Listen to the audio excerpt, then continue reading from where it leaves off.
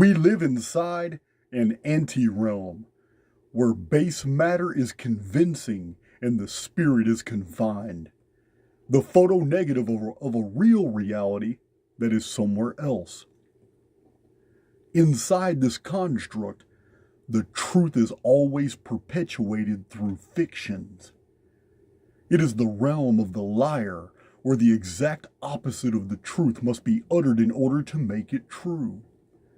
But in this dungeon of the demiurge, the oversoul has provided a way to use the rules of this construct to reach the individualized souls trapped inside. In this construct, the soul is encouraged to speak those things that be not as if they are, and act as if it is, so it will be. And to those lost in this darkness, this secret is absolute foolishness. Those souls that are lost focus on what is, as opposed to what can be. You see, a problem must never be made the focus of awareness. As a co-creator, you must do the exact opposite. You must act as if the solution already exists, and your physical avatar must act as if what is wanted is already possessed. My books and videos are the result of me believing that the knowledge is not lost. It just hasn't been found yet. That the truth is not unknown. It just hasn't been told yet. When I delve into my researches, I do so with the belief that there is no end to the discoveries I can find, and that in each session I concentrate on my notes and my books. I know that in the end result will be a video presentation that others will find value in. By adopting this mindset that the end result is already secure, then the methods I employ to find these things are no longer guided by me, which has limitations, but guided by intuition and imagination. And these are empowered by the Oversoul. So when we adopt this idea as a guiding principle that the end is secure, then we can know for certain that all steps leading up to this final result are secure as well. The thought that great effort is required to accomplish a desired end only ensures that great effort will be required.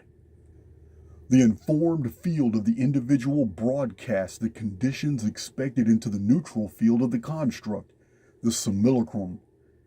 And this field begins to move all the pieces that are already in the field into position to fulfill the upload. If you hold that certain conditions must be met before fulfillment, then what you want will be kept away from you until those conditions are met. You must imagine the end result as if it is already a set of conditions that exist.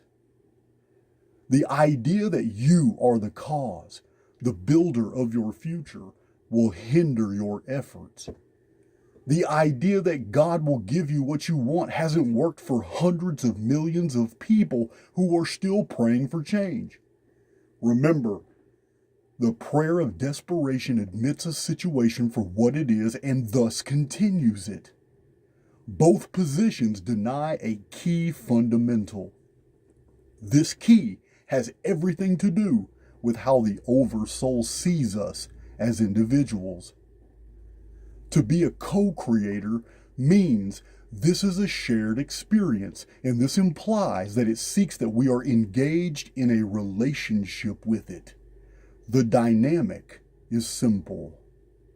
The individualized soul projects a set of conditions and experiences it wants to bring into personal reality, and the Oversoul, through the neutral field of the simulacrum, only brings to pass those conditions in accordance with the measure of energy broadcast into it, because it is restricted in its ability by the very perimeters of this relationship between itself and the individual soul. And the perimeters of this relationship are completely dictated by the amount of trust the soul has in the Oversoul. This is what true faith is. It is trust that the soul knows it is worthy and trust is absolutely required in any relationship. Looked at inversely, the oversoul will build for you the world you want the more you trust its willingness and ability to do so.